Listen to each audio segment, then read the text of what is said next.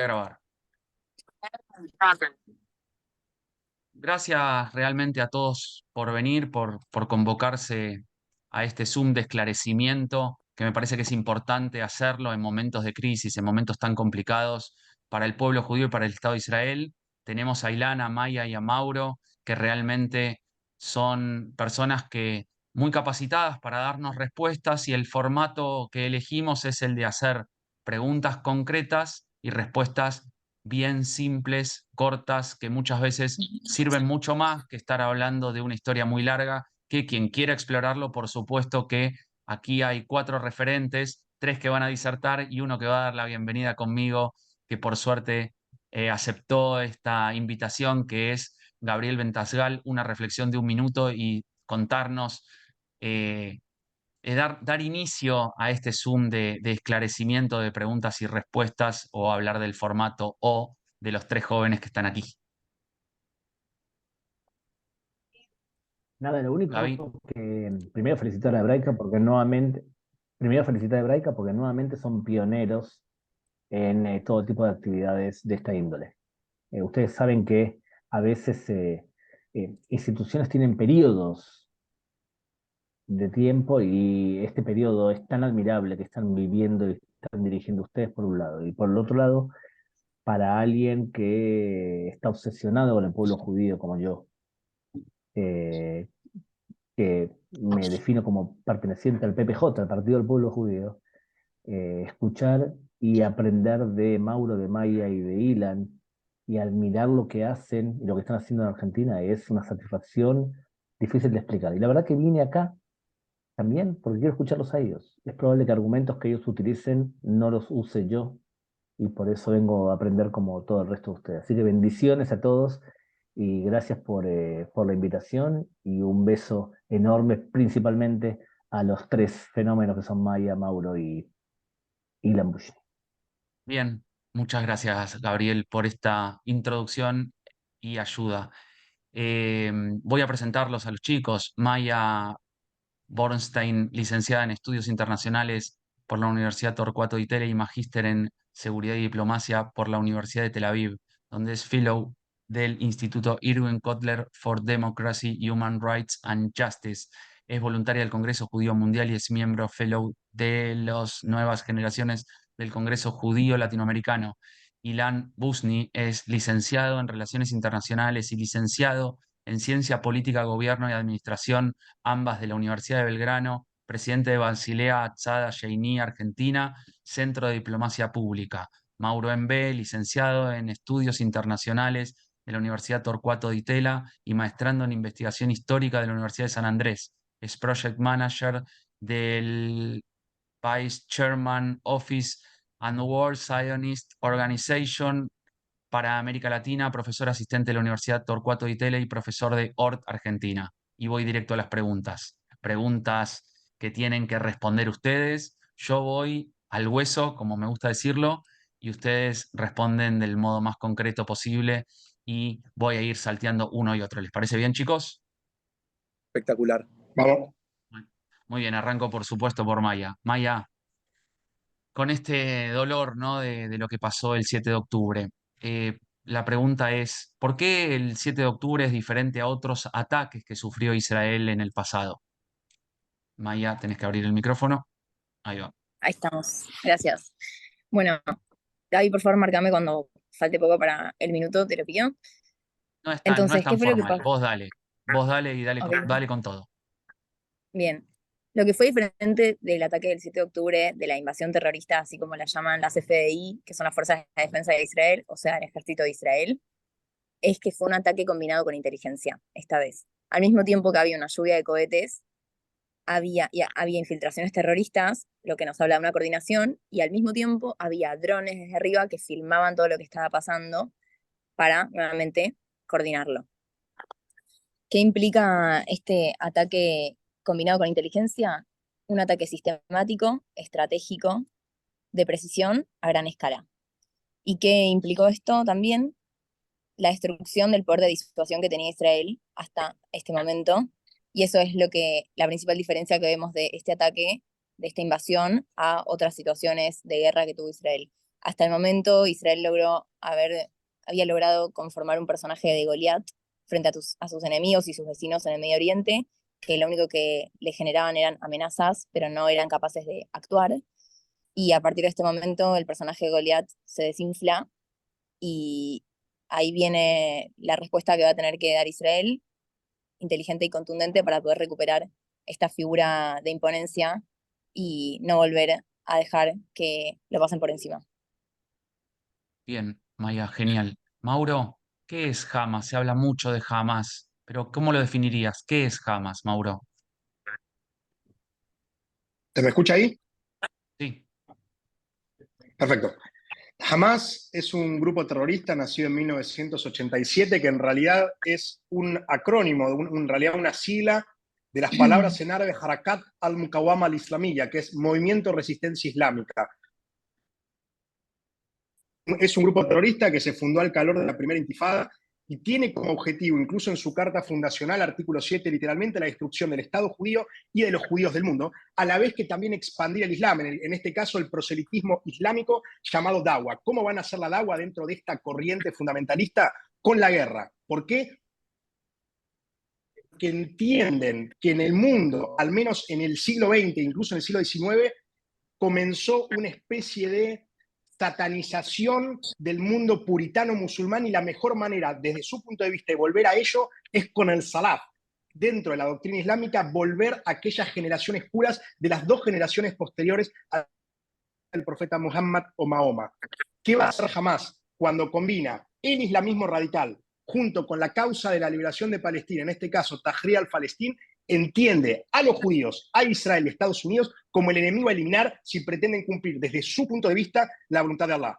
Desde el año 2007 gobierna de facto la Franja de Gaza, puede ganar las elecciones legislativas del año 2006 y sacar, por supuesto, a la Autoridad Nacional Palestina liderada por Fatah, y compite desde ese momento, del 2007, de manera formal, de una manera mucho más fuerte, por el poder político dentro de Palestina. ¿Qué hace Israel desde el año 2007? Que en este caso entiende que Hamas es uno de sus mayores enemigos, si bien no deja de ser un grupo terrorista, incursiones, pero esta es la primera vez que Hamas ha golpeado de manera seria y muy seria al Estado judío. se te escuchó 80%, súper bien, muy clara la respuesta, pero si encontrás un lugar de mejor señal, mejor aún. Si no, voy a ver si me Voy puedo con unir con el Ilan. celular. Dale, mejor. Voy con Ilan. Se habla posiblemente de, digamos, teniendo en cuenta el caso de los rehenes, ¿no? Pero ¿quién puede funcionar como mediador entre Israel y Hamas? Mira, Gabriel, si nos dejamos llevar por lo que viene sucediendo en los últimos enfrentamientos que hubo, ya sea con la Yihad Islámica Palestina o con Hamas, para con Israel, claramente Egipto parece ser un gran mediador entre las dos posiciones. De hecho, si nos ponemos a ver, cuando se habilita el ingreso de camiones con ayuda humanitaria hacia la Franja de Gaza, Egipto lo tiene que coordinar y lo tiene que avalar con Israel. No lo pueden hacer de forma unilateral. Entonces, lo que estamos viendo es que Egipto claramente parece ser un mediador justo entre las dos posiciones. Y nunca nos olvidemos de lo siguiente, Gabriel. Estamos viendo el tema de que hay muchos desplazados palestinos que no, o sea, que quieren salir de la Franja de Gaza y que Egipto no los recibe. ¿Y por qué no los recibe?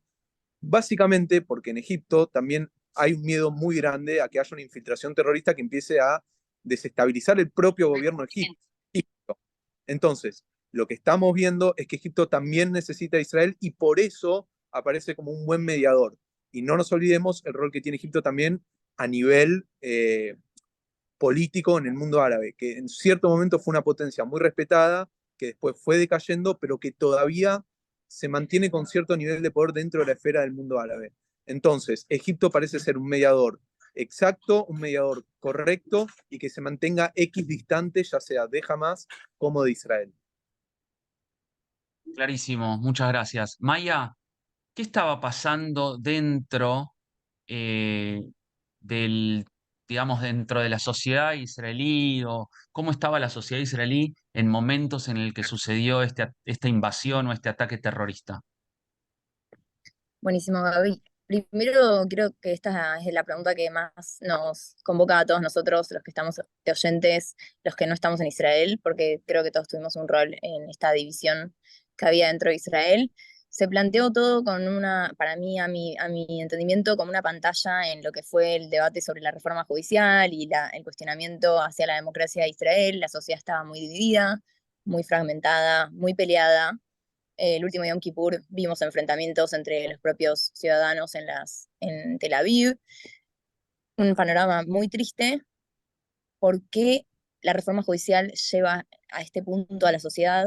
Porque lo que se estaba peleando, lo que se estaba debatiendo en la reforma judicial era las bases del Estado judío libre y democrático, como lo conocemos hoy, era la definición del judío, la cuestión democrática o no del judaísmo, entre otras cosas.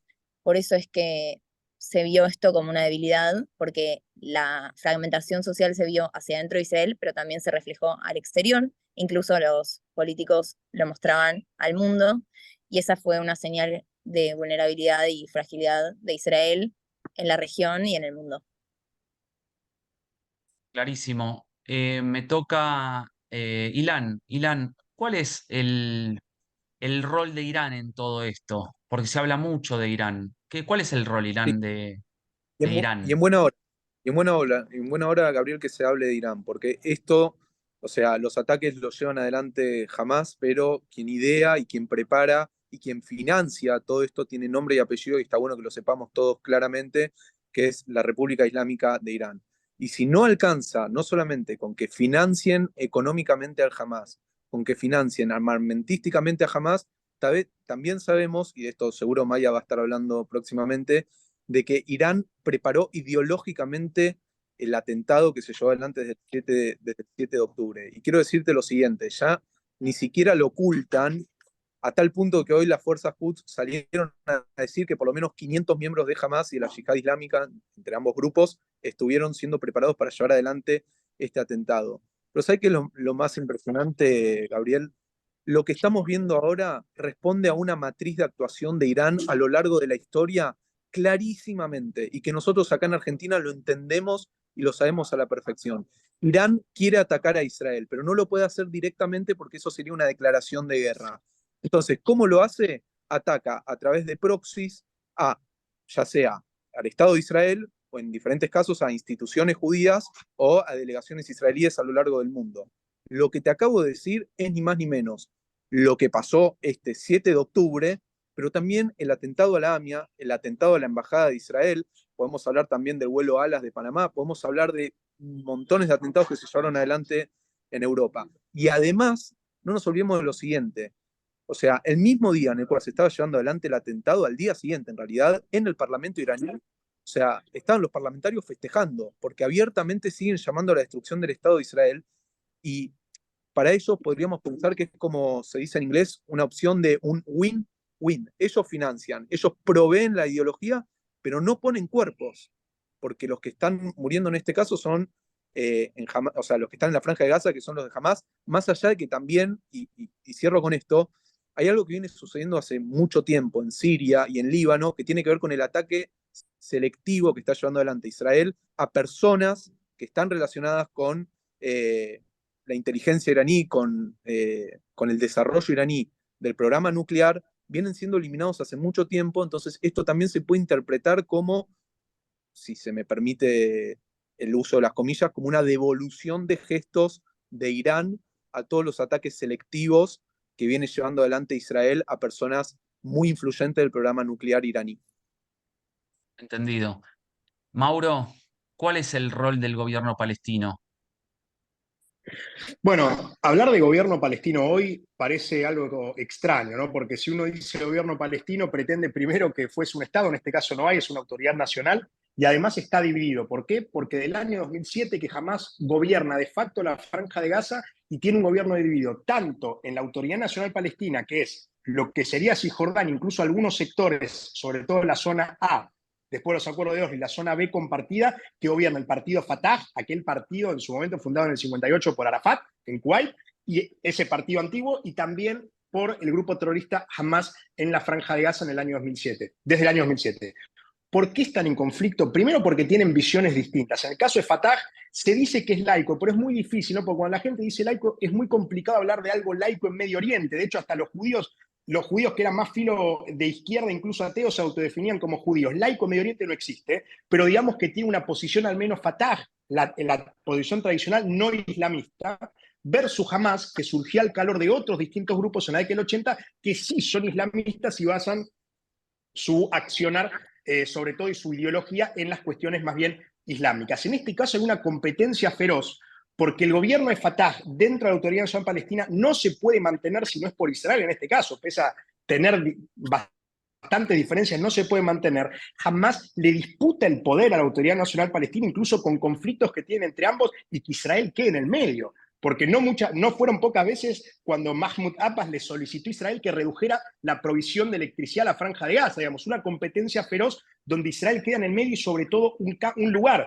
que hoy en día no está tanto en los focos de atención, porque el que está en la Franja de Gaza, que es Cisjordania. En Cisjordania opera Fatah, que no tiene control del territorio, opera Hamas, opera la Yihad Islámica Palestina y operan nuevos grupos. Y me voy a enfocar en esto, lo último que me queda para esta respuesta.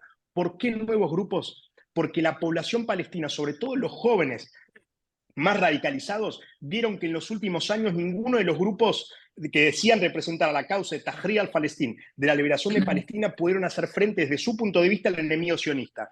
¿Qué llevó a esto? Que aparecieran grupos nuevos formados por chicos jóvenes, como el que surgió hace relativamente poco, Erin al-Assad o la Guardia de los Leones, formada por chicos de 25 y 26 años que venían de otras facciones, sumado también a facciones de los grupos tradicionales que también tienen su propia operatoria. Yo creo que si hoy el escenario está en la Franja de Gaza, dentro de poco va a estar en Cisjordania por la sucesión de Mahmoud Abbas, que tiene casi 88 años y que está enfermo.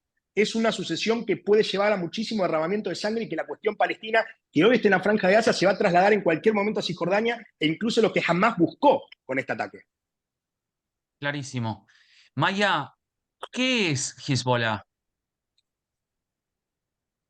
Bueno, justo empalma con la respuesta de Mauro sobre estos grupos a los que se llama por la causa de la liberación palestina.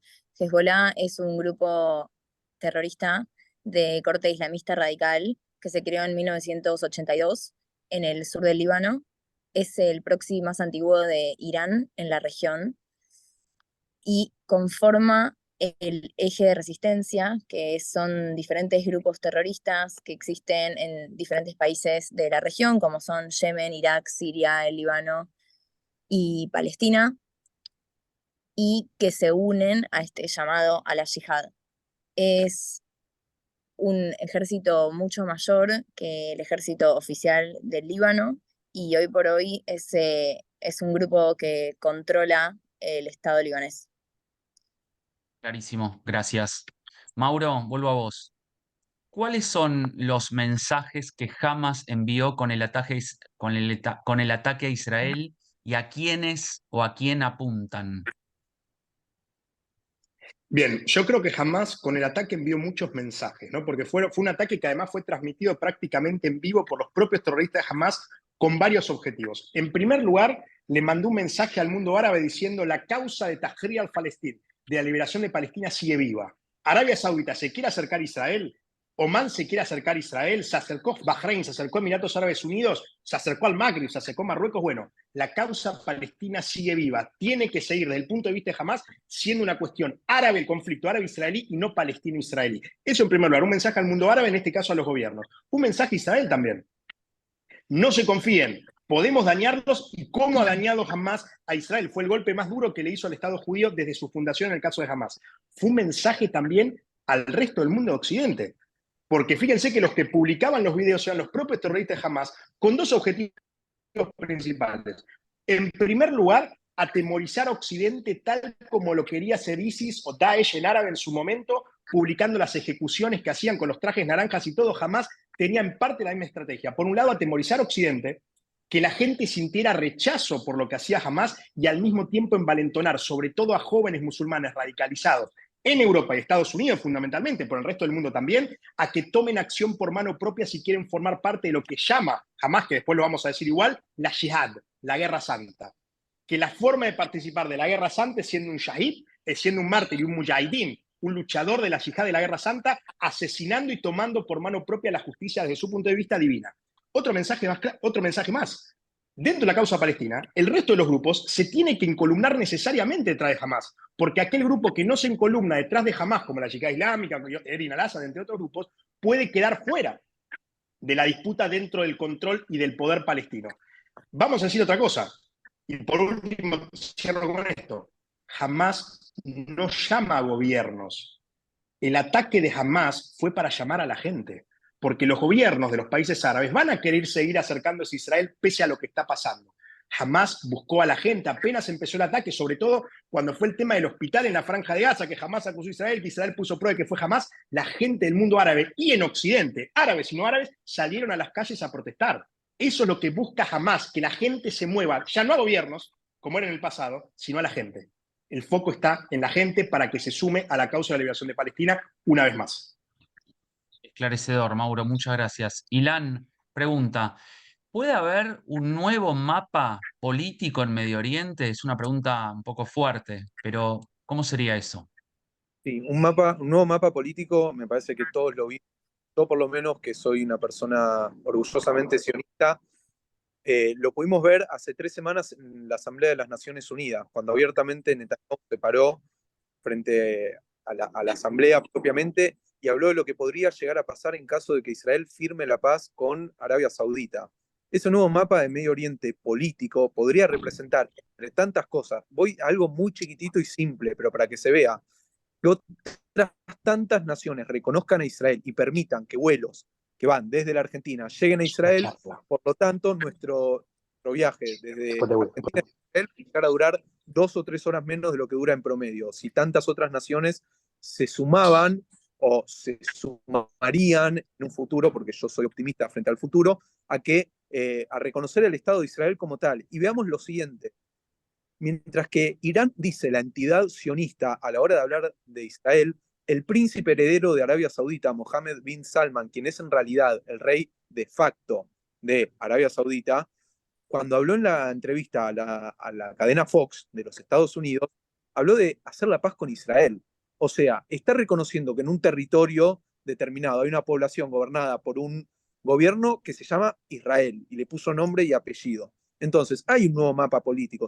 O sea, venía a partir de los acuerdos de Abraham, se generó un cimbronazo, un nuevo mapa político que puede cambiar todavía más y que lo voy a decir contundentemente, y va a cambiar todavía más cuando Arabia Saudita e Israel lleguen a un acuerdo de paz, porque no es solamente con Arabia Saudita. Arabia Saudita es como una especie de padre en Medio Oriente y lo que Arabia Saudita hagan, otras tantas naciones van a acompañar. De hecho, perdón, y con esto termino, Gabriel, los acuerdos de Abraham, que se firmaron hace 3 años atrás, contaron con un apoyo implícito, por debajo de la mesa de Arabia Saudita.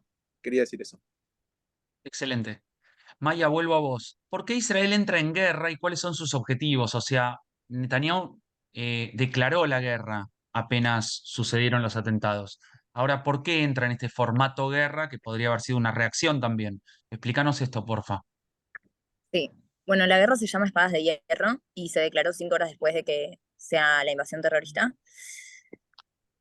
La necesidad y la magnitud de los hechos requerían una declaración de guerra, por lo que expliqué un poco antes del tema de la disuasión, que Israel pierde la capacidad de imponerse frente a sus enemigos, porque esta vez se terminó cualquier tipo de dimensión de lo que hacía Israel, se perdió la capacidad de amenazar y de ser respetado. Entonces, lo primero que se hace una vez que se declara la guerra es, y hoy por hoy, antes se está alertando hace varios días que se va a hacer una entrada terrestre a Gaza, que desde mi opinión es muy necesaria porque Israel tiene una amenaza hoy, de vuelta, a mi entender, existencial, que es que no va a poder seguir siendo el país que es si sigue teniendo una amenaza a su seguridad nacional, tal como la es Hamas al lado, en la frontera tan cercana que es la Franja de Gaza. Hoy se están realizando ataques aéreos, todos los que se pueden, a objetivos militares en la Franja de Gaza, para Hamas, en Siria, para las fuerzas iraníes que están ahí, y en el Líbano para Hezbollah.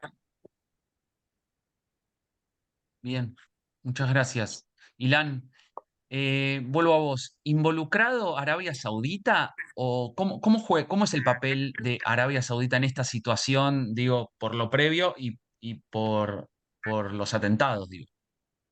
Mira, me permito hacer un pequeño chiste. Si estuviésemos en una telenovela de esas que vimos mexicanas tradicionalmente, Arabia Saudita sería el tercero en discordia en esta relación. Ajá. Porque Arabia Saudita involuntariamente se ve involucrado en este conflicto y que, así digo, lo tomo también porque lo mencionó Mauro previamente, esto es una respuesta al acercamiento claro que existía entre Arabia Saudita y el Estado de Israel. Entonces, Arabia Saudita, yo creo particularmente que en absoluto deseaba que suceda algo así. Ah, eso era mi Arabia pregunta. Saudita necesita y mucho del Estado de Israel. Necesita y mucho del Estado de Israel. Y por eso soy optimista en cuanto a los acercamientos. Es más, me atrevo a decirte, la paz entre Arabia Saudita e Israel, y te pongo ahí un punto. Después vemos si la oración la sigo escribiendo en la misma línea, la sigo escribiendo en el próximo párrafo, pero yo creo que es algo que va a suceder porque el mundo árabe que lidera Arabia Saudita necesita de Israel. Y esto es algo, a mí me gusta citar siempre a la fuente que Gabriel dice, y quién mejor que Gabriel que vive ahí en Israel. Digo, Arabia Saudita necesita la tecnología en defensa que puede proveer Israel frente a un Irán nuclear.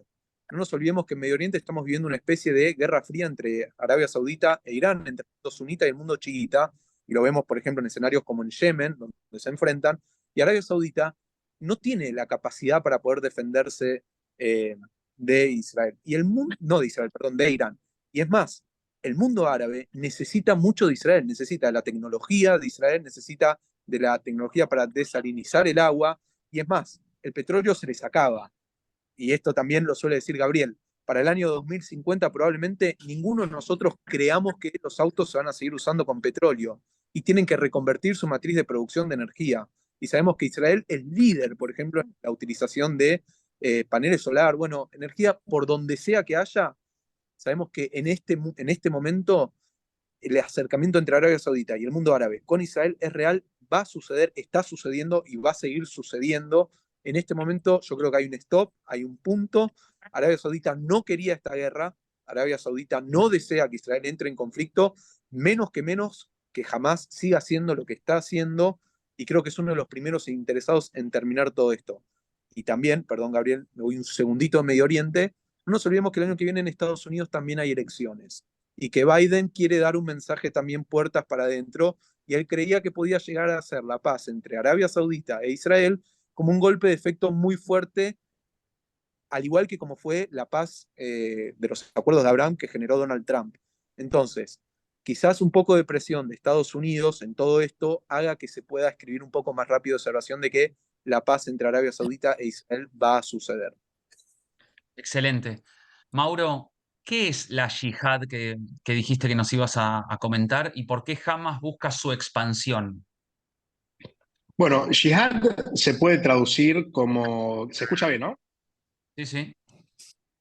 Yihad se puede traducir como guerra santa. Hay distintas interpretaciones. Una interpretación quizás más pacífica puede decir dentro del Islam que la yihad es una pelea interna dentro de los seres humanos entre las acciones buenas, las acciones malas, la intención del bien, la intención del mal, pero bueno, de un punto de vista radical y literal del Corán, se entiende la yihad como la guerra santa islámica. ¿Qué es la guerra santa? En este caso, la guerra de los que son seguidores de Allah, de Dios, con aquellos que son considerados dentro del radicalismo islámico como kfir. Kfir se puede traducir como infiel. En realidad, eso significa que viene el verbo kufur, que es esconderse, la guerra contra aquellos que se esconden de la voluntad divina.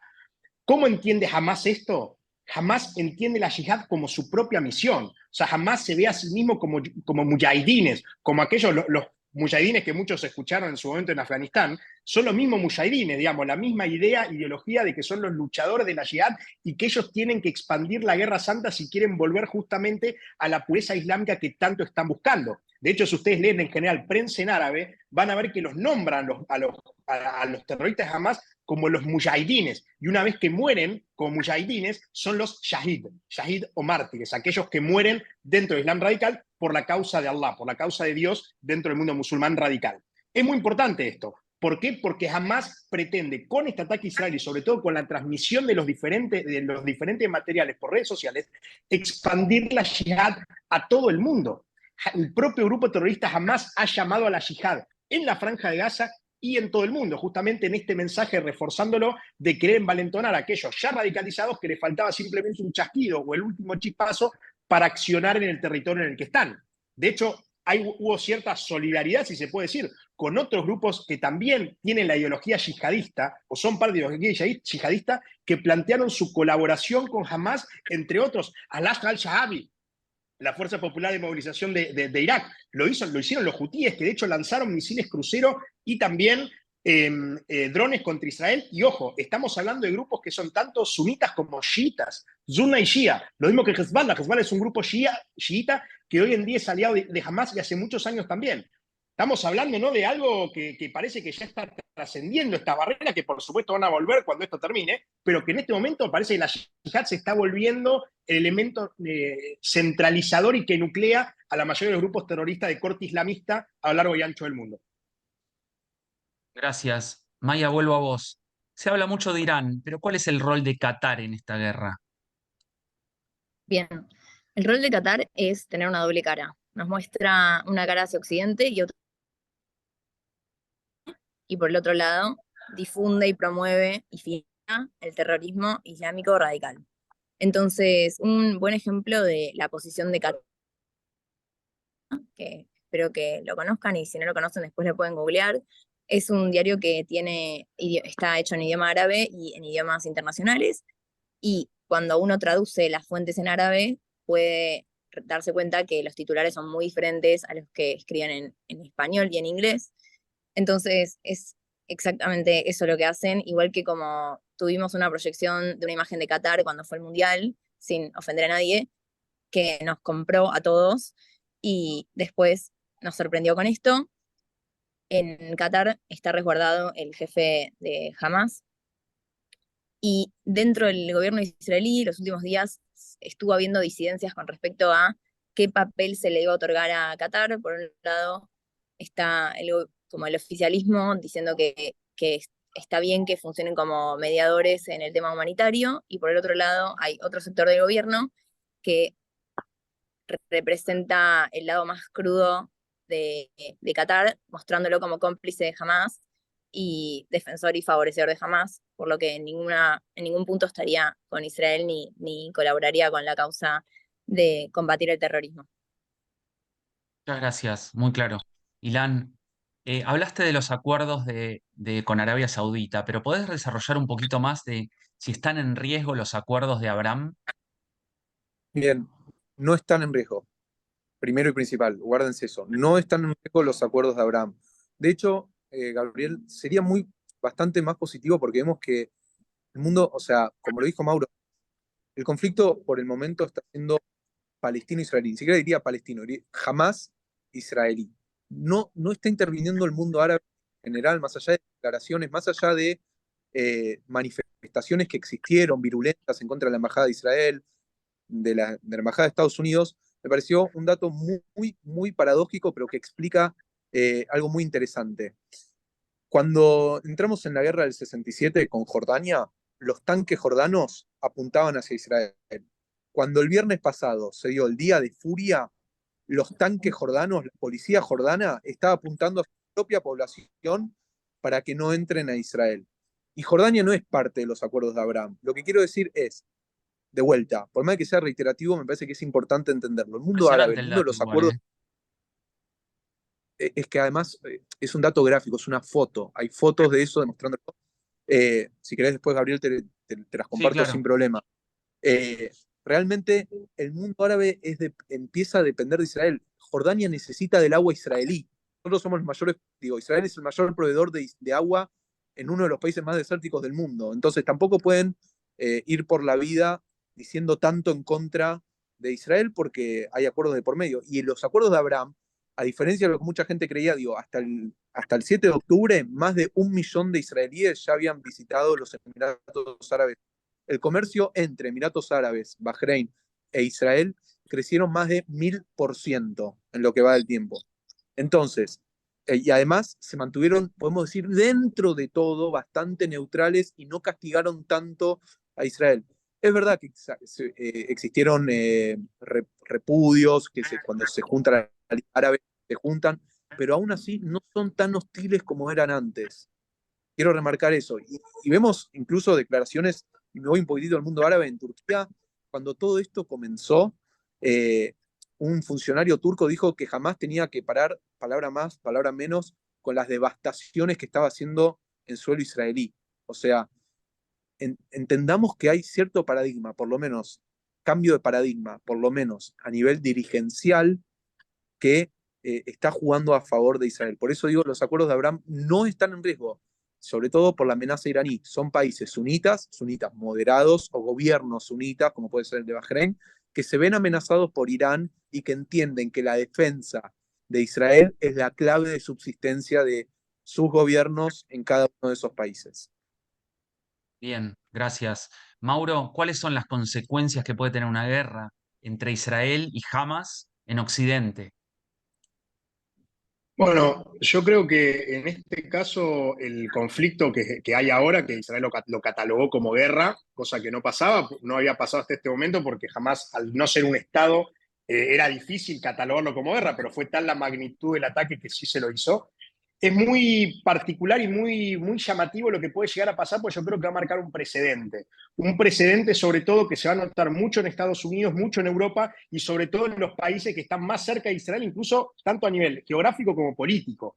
Tener en Occidente, entender que lo que pasa en Medio Oriente afecta a Occidente, que pasó siempre, pues siempre que hubo un conflicto árabe-israelí, siempre hubo manifestaciones y todo, pero creo que estamos está escalando la cuestión a otro nivel, o al menos ese es el deseo de Hamas. Lo mismo también de Israel, ¿eh? De Israel en este caso diciendo Occidente tiene que involucrarse con nosotros porque somos nosotros los que estamos defendiendo Occidente el fundamentalismo. Fíjense que Israel en su estrategia comunicacional cada vez más se está llamando como el paladín de la democracia y de Occidente contra el fundamentalismo islámico. Me parece muy interesante esta cuestión, ¿no? De Israel como la representación de Occidente, jamás como la representación de aquello que lo quiere destruir y su proyección comunicacional y también con hechos, porque hubo ya muchos atentados como el de Bruselas, el de París, también en China, también en Egipto, ¿no? Una repercusión que cada vez es mayor y sobre todo que se acelera muchísimo más con la aparición no solo de las redes sociales, sino con la difusión de videos y seguir la guerra en vivo. O sea, seguir la guerra en vivo, en directo, con fake news, con videos completamente morbosos que justamente ayudan a esta tendencia de decir, bueno, estamos entrando en un conflicto que, si bien físicamente esté en un lugar, tranquilamente se puede trasladar a otro y el escenario va a ser Occidente. Por eso creo que Israel es muy inteligente en su estrategia de decir a los gobiernos, estamos con ustedes porque somos ustedes acá, somos la primera barrera y si nos pasan a nosotros van a ir por ustedes. Una manera de forzar algún tipo de apoyo, algo parecido también a lo que dice Zelensky con Rusia, ¿no? Si cae Ucrania, cae Occidente, bueno, Israel está haciendo algo parecido en este caso en la guerra con Hamas. Eso, más o menos a grandes rasgos, creo que se puede contestar ahí bien la pregunta. Excelente. Maya, vuelvo a vos. ¿En qué se equivocó Israel con respecto a Hamas? Bueno, esta pregunta también está inspirada en Gaby, así que te la dedico a Gaby. Bien. El titular es Israel falla la estrategia israelí de la panza llena. Lo que vemos es, nuevamente, en mi opinión, una falta de percepción de lo que estaba pasando realmente con Hamas. Es una falta de percepción quizás por la posición occidental que toma Israel y la de muchas de las personas que participan del gobierno y de las autoridades, que se pierde de entender una lógica que existe en Medio Oriente que no tiene que ver con lo material. Por ende, hay dos factores muy importantes acá, que uno de ellos fue el visado de trabajo que le otorgaba Israel a los gazatíes. Entraban 20.000 gazatíes por día a Israel a trabajar y después volvían a Gaza. Ganaban un sueldo mucho más elevado que el que podían ganar trabajando en Gaza al mismo tiempo.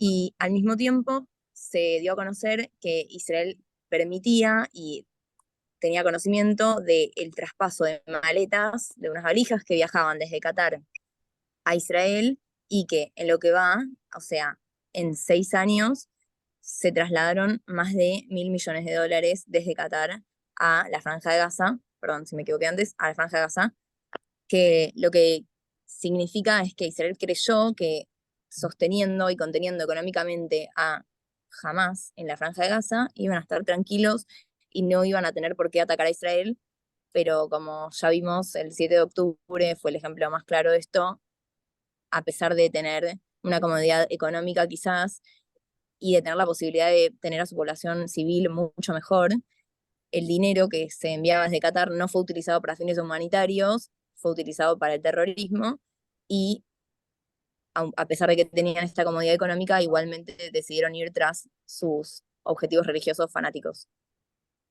Maya, muchísimas gracias. Te voy a dejar una consigna porque la última pregunta va a ser libre, sin más bien un mensaje genérico final. Voy a Mauro. Mauro, ¿cuál es el rol de Estados Unidos en este conflicto?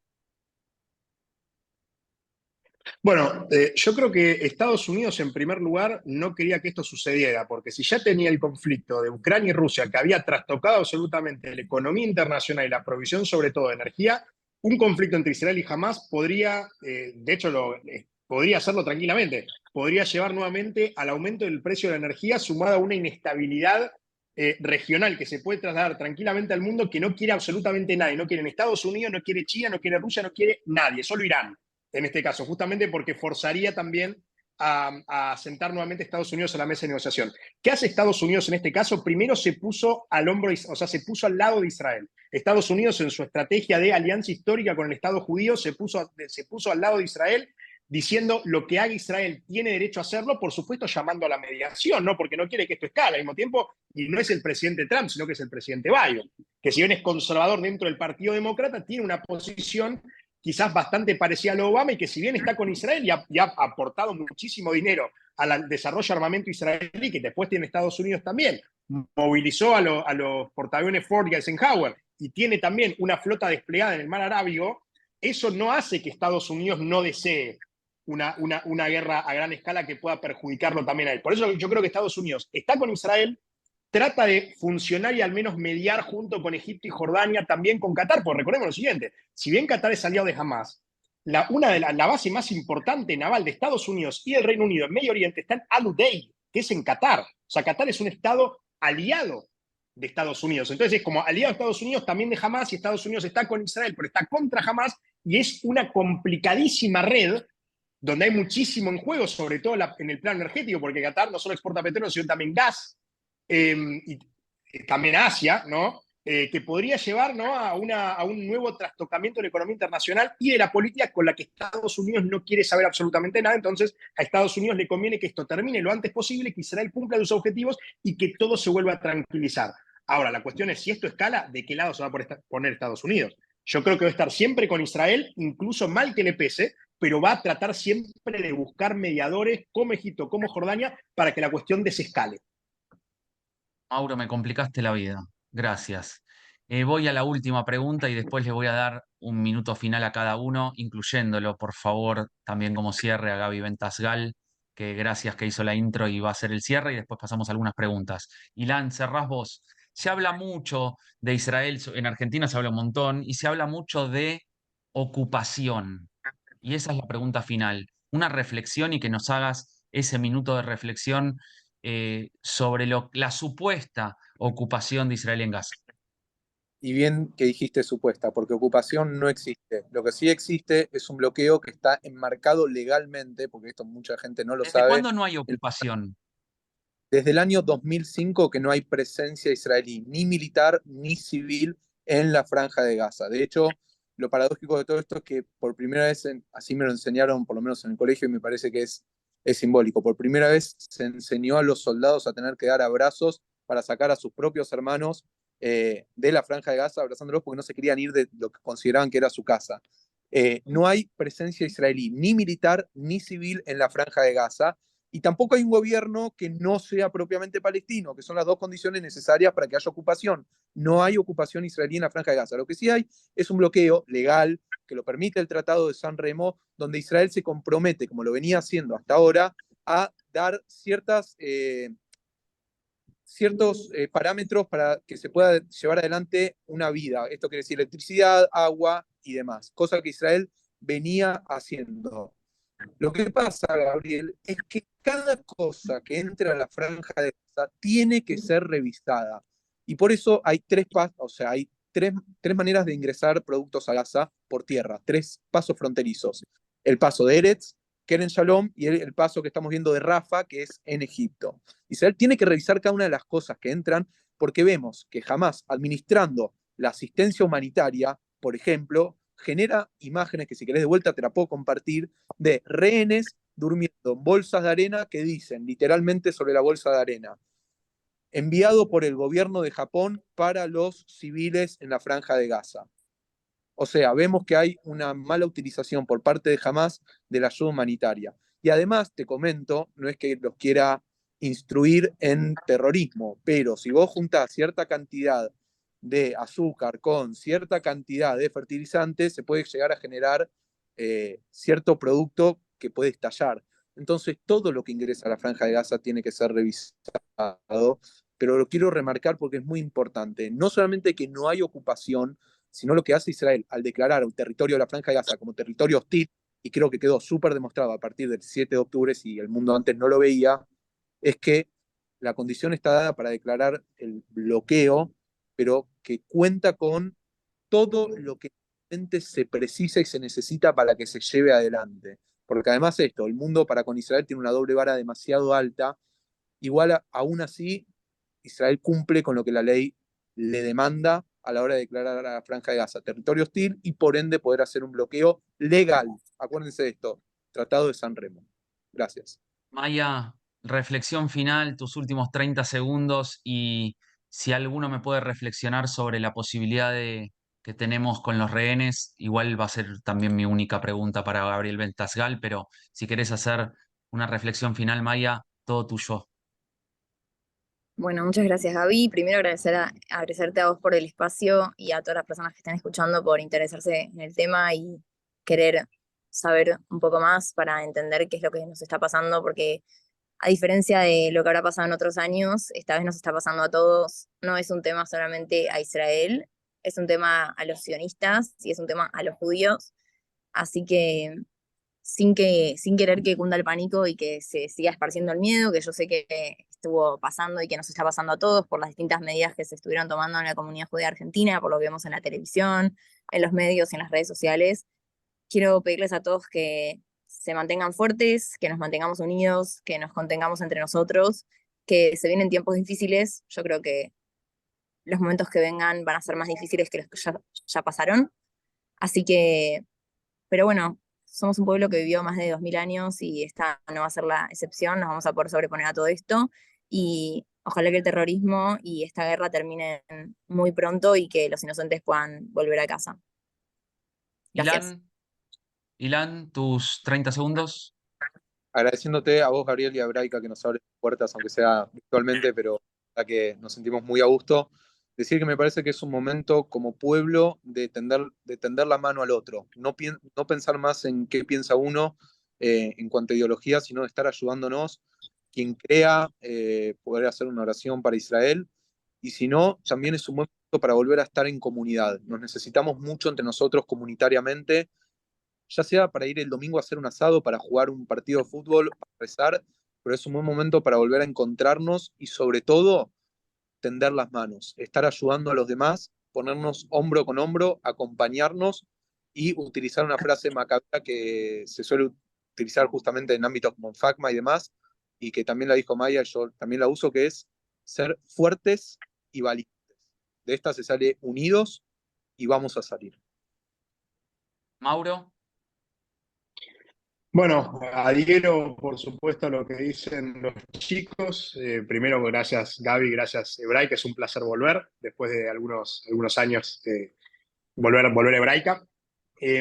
Adhiero con los chicos, sobre todo que nos mantengamos juntos. Imagínense que al menos en nuestro rol somos somos jóvenes y la verdad que nosotros recién pudimos soltar todo lo que pasó, lo pudimos procesar en los últimos días, antes no. Y es un momento justamente para eso, para pensar, para reflexionar, para informarse, para no consumir absolutamente todo, porque eso después nos termina haciendo mal y es una situación que lamentablemente y probablemente se extiende. Entonces es aprender a administrarlo y saber que somos nosotros, que tenemos que estar juntos, que tenemos que estar unidos y que los que nos tenemos que apoyar sobre todo. Porque para momentos de discordia va a venir el futuro. Ahora es el presente, es solucionar esta situación, estar juntos, que Israel tiene que salir adelante, se va a reconstruir, pero sobre todo entender que esto es Am Israel, que acá no tiene que haber diferencias, sino que estamos todos juntos y por eso nosotros estamos yendo por todas las comunidades, por todos los clubes, por todo aquel que nos llama. Y voy a decir otra cosa, cuando nosotros decidimos empezar a hacer esto, no hubo institución que dijo que no. No hubo institución que dijo que no, todos respondieron al llamado y estamos y nos apoyamos todos juntos siempre. La verdad, 3 joyas. Muchísimas gracias, chicos. Gabriel Ventasgal, una sensación, por favor, tuya, porque creo que tenés mucha influencia en estos 3 jóvenes que nos acaban de iluminar. Primero que tomé unos cuantos argumentos que me gustaron, unos cuantos. Después les digo a ustedes privado cuáles me gustaron bastante. ¿Ok? Eh, Miren, yo sé que a veces me reía cuando estaba escuchándolos porque eh, es como cuando amigos tuyos o un hijo hace algo que te da orgullo. Y lo que da orgullo es que se sientan tan orgullosos de amar a Israel y de su judaísmo. Es el orgullo real. Y que den el ejemplo. Lamentablemente la comunidad judía en Argentina no ha tenido grandes portavoces que nos defiendan. Y ellos están cambiando una tradición no positiva que teníamos. Porque cualquiera de los 3 va a televisión y puede hablar y puede protegernos dialécticamente, y es un ejemplo que pibes de 20 años le están dando a los adultos. Y saben que cuando escuchamos a veces declaraciones de adultos que no nos representan, yo estoy seguro que todos los que escucharon hoy representa los valores de nuestro pueblo muy bien. Y por eso lo que dijo Ilan al final es seguir siendo fuerte y valiente, es algo muy digno de lo que escucharon hoy. Ser fuertes intelectualmente, pero ser valiente para decirlo también. Así que a los 3 y a Hebraica y a Gaby, un abrazo enorme y disfruté mucho de la reunión. Muchísimas gracias a todos por estar. Sé que hay un montón de preguntas que no respondimos, pero les pido, por favor, que nos manden. Yo sé que hay algunas preguntas, me dicen que sí, tienen razón, que no pudimos responder, pero los chicos tienen otro Zoom, tienen una historia presencial, entonces tengo que dejarlos. Lo que sí les prometo es que si nos mandan el mail a comunicaciones@hebraica.org.ar o por cualquier red social, les aseguro que estarán todas las respuestas escritas. Sin lugar a duda, no va a ser el último Zoom que hagamos. En nombre de Jonathan Lenkovich, el presidente de la Sociedad Hebraica Argentina, les agradecemos. Desde Hebraica lo que se intenta es trabajar por el esclarecimiento, por iluminarnos, por estar juntos en comunidad en momentos de crisis. Es el espíritu que me transmite su presidente y que yo estoy tratando en este momento de cumplir, tratando de estar todos juntos en comunidad, como dijeron Ilan, Maya y Mauro. Les agradezco realmente muchísimo su claridad, fue muy dinámico, cumplieron la consigna, fuimos al hueso, así que un aplauso para ustedes y nos vemos en la próxima, en el próximo Zoom o en la próxima reunión presencial.